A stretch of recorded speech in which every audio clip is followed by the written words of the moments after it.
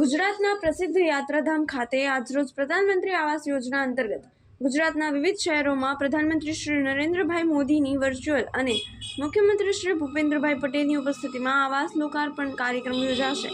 જેમાં અંબાજીના કુંભારિયા ખાતે પીએમ આવાસ યોજનાના લાભાર્થીઓને આજરોજ આવાસનું લોકાર્પણ કરાશે। અંબાજી ખાતે શ્રી શક્તિ સેવા કેન્દ્રના સહયોગથી ગબ્બર ખાતે ભિક્ષાવૃત્તિ કરતા પરિવારોને